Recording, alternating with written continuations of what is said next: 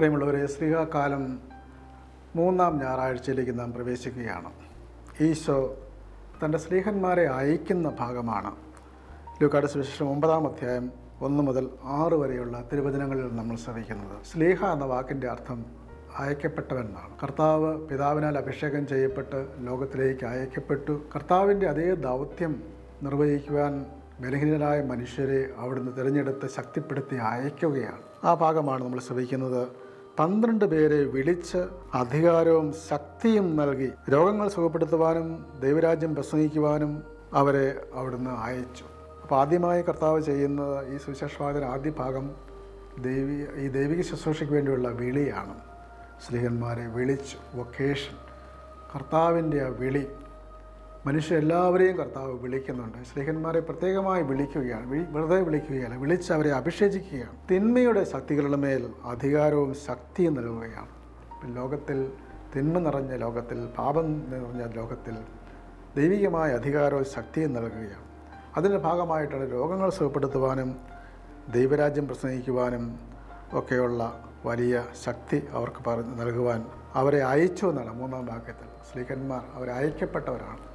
തിരുസഭ സ്വഭാവത്താലെ പ്രേക്ഷിതയാണ് എന്ന് കൗൺസിൽ പ്രബോധനം പഠിപ്പിക്കുന്നു. തിരുസഭ അയക്കപ്പെട്ടവളാണ്. ഓരോ വിശ്വാസിയും അയക്കപ്പെട്ടിരിക്കുകയാണ്. അപ്പോൾ സ്ലീഹന്മാരെ അവിടുന്ന് അയച്ചപ്പോൾ അവിടെ നൽകുന്ന നിർദ്ദേശങ്ങൾ എന്തൊക്കെയാണ്? 0 ബഗാജ് അലവൻസ് എന്ന് പറയുന്ന ഒരു കാര്യമുണ്ട്. അതായത് കയ്യിലൊന്നും എടുക്കാൻ പാടില്ല. അതാണ് കർത്താവ് പറയുന്നത്. യാത്രയ്ക്ക് വടിയോ സഞ്ചിയോ അപ്പമോ പണമോ ഒന്നും എടുക്കരുത്. ഒരു ഭൗതിക സുരക്ഷിതത്വവും നോക്കണ്ട. പൂർണ്ണമായും ദൈവപരിപാലനത്തിൽ ആശ്രയിച്ചുകൊണ്ട് പോവുക. സ്വന്തം കഴിവിലോ സ്വന്തം ഭക്തതയുടെ മികവിലോ പ്രവർത്തന പാടവത്തിലോ പ്രസംഗ പാടവത്തിലോ ഒന്നും അല്ല, മറിച്ച് ദൈവത്തിൻ്റെ ശക്തിയിൽ ആശ്രയിച്ചുകൊണ്ട് പോവുക. അതുകൊണ്ടാണ് ഒന്നും എടുക്കണ്ട. ഏത് വീട്ടിൽ പ്രവേശിക്കുന്നോ അവിടെ താമസിക്കുക. മനുഷ്യൻ്റെ നന്മയിൽ വിശ്വസിക്കുക. ഔദാര്യവും നന്മയുമുള്ള ധാരാളം ആളുകളുണ്ട്. അവരിൽ വിശ്വാസം അർപ്പിച്ചുകൊണ്ട് കർത്താവിൻ്റെ സന്ദേശം പ്രഘോഷിക്കുവാൻ യാതൊരു ഭാരവുമില്ലാതെ കർത്താവിൻ്റെ പിന്നാലെ പോവുക എന്നുള്ള ആശയമാണ് നൽകുന്നത്. എന്നിട്ട് പറയുകയാണ്, നിങ്ങളെ സ്വീകരിക്കാതിരിക്കുന്ന ഒരു പട്ടണത്തിൽ പോകുമ്പോൾ അവർക്കെതിരെ സാക്ഷ്യത്തിനായി നിങ്ങളുടെ കാലിലെ പൊടി കൂടി തട്ടിക്കളയുവിൻ. അതിൻ്റെ അർത്ഥം എന്താണ്? എല്ലാവരും നിങ്ങളെ സ്വീകരിക്കുകയാണ്. സ്വീകരിക്കുന്നിടത്ത് നിങ്ങൾ താമസിക്കുകയും കർത്താവിൻ്റെ സുവിശേഷം അറിയിക്കുകയും ചെയ്യുക. സ്വീകരിക്കാത്തവരിൽ അവരെയും നിങ്ങൾ ശപിക്കുവാനോ അവരെ ഉപദ്രവിക്കുകയോ അല്ലെങ്കിൽ അവർക്കെതിരെ സംസാരിക്കുകയോ ചെയ്യേണ്ട. മറിച്ച് നിങ്ങളുടെ സാക്ഷ്യത്തിനായി അവർക്കെതിരെ സാക്ഷ്യത്തിനായി കാലിലെ പൊടി കൂടി തട്ടിക്കളയുകയും. യഹൂദ റബ്ബിമാർ വിജാതീയ പ്രദേശങ്ങളിൽ പോയിട്ട് തിരിച്ചു വരുമ്പോൾ, യഹൂദ പരിധിയിലേക്ക് വരുമ്പോൾ, യഹൂദരുടെ ഭൂപരിധിയിലേക്ക് വരുമ്പോൾ കാലിലെ പൊടി തട്ടിക്കളയാറുണ്ട്. ഇതുപോലെയാണ് കർത്താവിനെ സ്വീകരിക്കാത്ത സ്ഥലങ്ങളിൽ പോകുമ്പോൾ നിങ്ങളെ ഏൽപ്പിക്കുന്ന ക്ഷതത്തിൻ്റെ ഒരു പൊടി പോലും നിങ്ങളെ ബാധിക്കരുത് എന്ന് കർത്താവ് പറയുകയാണ്. അതാണ് ഈ സുവിശേഷത്തിൻ്റെ 1-ാമത്തെ ഭാഗം. ഈശോ നൽകുന്ന വലിയ സന്ദേശം കർത്താവിൻ്റെ ദൈവിക ശക്തിയാണ് ഏറ്റവും വലിയ സുവിശേഷത്തിൻ്റെ ചാലക ശക്തി. മറ്റൊന്നുമല്ല, ഭൗതികമായ സ്വരുക്കൂട്ടലൊന്നുമല്ല. കർത്താവിൽ പൂർണ്ണമായി ആശ്രയിക്കുക. 2-ാം ഭാഗത്ത് പറയുകയാണ്, ശിഷ്യന്മാർ എന്ത് ചെയ്തു? ഈശോയുടെ ആഹ്വാനം ചെവിക്കൊണ്ടും അവ ഗ്രാമങ്ങൾ തോറും ചുറ്റി സഞ്ചരിച്ച് സുവിശേഷം പ്രസംഗിക്കുകയും എല്ലായിടത്തും രോഗശാന്തി നൽകുകയും ചെയ്തു. കർത്താവിൻ്റെ സുവിശേഷം വിമോചനത്തിൻ്റെ സുവിശേഷമാണ്.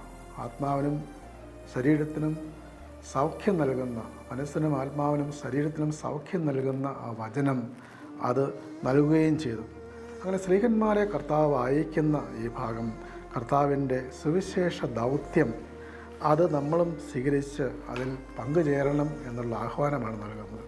റോമാലേഖനത്തിൽ ഇന്ന് 15-ാം അധ്യായം 14 വരെയുള്ള വാക്യങ്ങളിൽ പൗലോസ് പറയുന്നതും ഇതുപോലെ തന്നെയാണ്. ദൈവത്തിൻ്റെ കൃപ, ആ കൃപയോടുകൂടി ചേർന്ന് നിന്നുകൊണ്ട് ദൈവത്തിൻ്റെ കൃപയെക്കുറിച്ചുള്ള ആ വിജാതിരിടയിൽ ഈശോമിശിഹായുടെ ശുശ്രൂഷയിലാകുവാൻ വിജാതിരാകുന്ന ബലിവസ്തു സ്വീകാര്യവും പരിശുദ്ധാത്മാവിനാൽ പവിത്രീകൃതവും ആകാൻ വേണ്ടി ഞാൻ ദൈവത്തിൻ്റെ സുവിശേഷത്തിന് ശുശ്രൂഷ ചെയ്യുന്നതെന്ന് പറയും. അപ്പോൾ എല്ലായിടത്തും വിജാതി നഗരങ്ങൾ ഉപേക്ഷിക്കുമെന്ന് കരുതുന്ന സ്ഥലങ്ങളിൽ പോലും കർത്താവിൻ്റെ ആ ശുശ്രൂഷ ചെയ്ത് കർത്താവിൻ്റെ കൃപയിൽ ആശ്രയിച്ചുകൊണ്ട് ശുശ്രൂഷ ചെയ്യുക. ദൈവത്തിന് വേണ്ടിയുള്ള ജോലിയെക്കുറിച്ച് എനിക്ക് ഈശോമിശിഹായിൽ അഭിമാനിക്കുവാൻ കഴിയും. അങ്ങനെ കർത്താവിൽ അഭിമാനിച്ചുകൊണ്ട് കർത്താവിൻ്റെ സുവിശേഷം പങ്കുവയ്ക്കുന്ന ആ ദൗത്യമാണ്.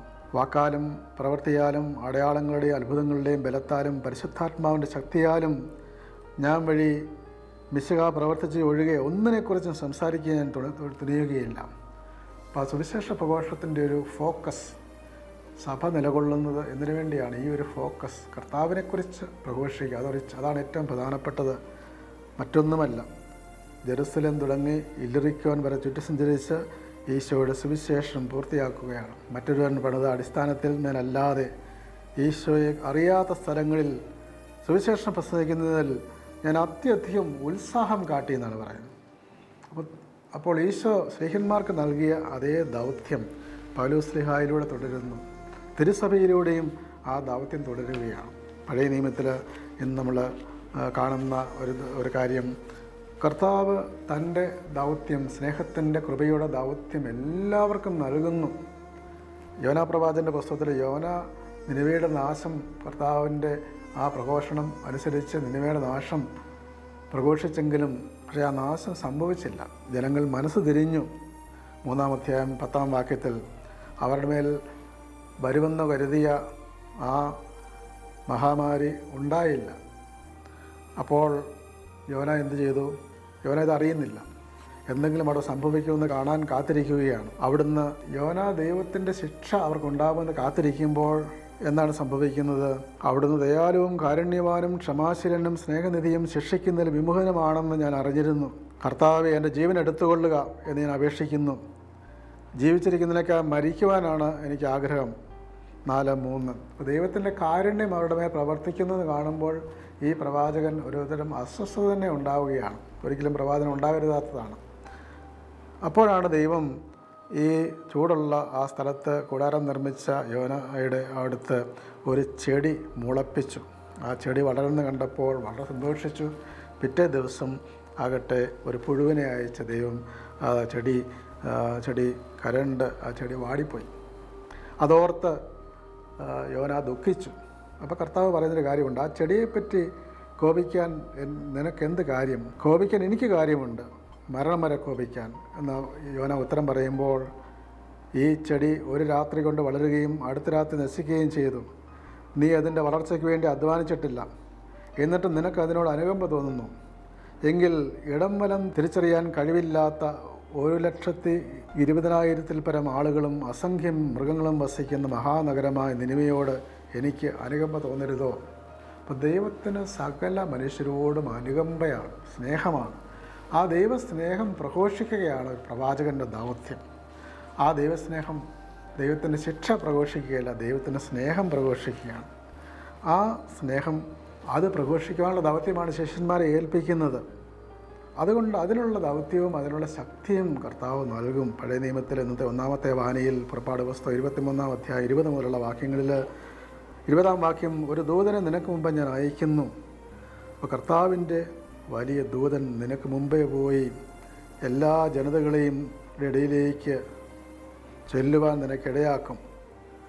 നീ അതുകൊണ്ട് ആ തിന്മ നിറഞ്ഞ സാഹചര്യങ്ങൾ അവരെയെല്ലാം അവരുടെ വിജാതീയരുടെ ആരാധനാ സ്തംഭങ്ങൾ, ആരാധനാ രീതികൾ അതൊക്കെ തച്ചുടച്ച് ദൈവത്തെ, നിങ്ങളുടെ ദൈവമായ കർത്താവിനെ ആരാധിക്കണമെന്ന് പഠിപ്പിക്കണം. അപ്പോൾ അങ്ങനെ നിങ്ങളുടെ ദൈവമായ കർത്താവിനെ നിങ്ങൾ ആരാധിക്കണം. അപ്പോൾ ഞാൻ നിങ്ങളുടെ ഭക്ഷ്യവും പാനീയവും ആസ്വദിക്കും. നിങ്ങളുടെ ഇടയിൽ നിന്നും രോഗം നിർമ്മാർജ്ജനം ചെയ്യും. ഗർഭഛിദ്രമോ വന്ധ്യതയോ നാട്ടിലുണ്ടാവുകയില്ല. നിനക്ക് ദീർഘായുസ് നൽകും. അതുകൊണ്ട് ദൈവത്തിൻ്റെ കൽപ്പനകൾ അനുസരിക്കുവാനുള്ള ദൈവത്തിൻ്റെ ആഹ്വാനമാണ്. ഇന്നത്തെ സുവിശേഷത്തിൽ കർത്താവ് തൻ്റെ സ്ലീഹന്മാരെ അയക്കുന്നതിന് വേണ്ടിയാണ്. എല്ലാ ജനതകളോടും അനുകമ്പയുള്ള ആ ദൈവത്തിൻ്റെ ശുശ്രൂഷകരാകുവാനായിട്ടാണ് സ്ലീഹന്മാരെ അയക്കുന്നത്. ഇതുപോലെ തന്നെ തിരുസഭയിലെ ഓരോ അംഗവും അയക്കപ്പെടുന്നത് ദൈവത്തിൻ്റെ ഈ അനുകമ്പ പങ്കുവയ്ക്കുവാനാണ്. സ്നേഹത്തിൻ്റെ പ്രവർത്തികളിലൂടെ, സുവിശേഷ പ്രഘോഷണത്തിലൂടെ, വാക്കിലൂടെയും പ്രവൃത്തിയിലൂടെയും അത് പങ്കുവയ്ക്കാനുള്ള കൃപയ്ക്ക് വേണ്ടി പ്രാർത്ഥിച്ചുകൊണ്ട് ഈ ദിനം നമുക്ക് ആചരിക്കാം. ദൈവം നമ്മെ എല്ലാവരെയും അനുഗ്രഹിക്കട്ടെ.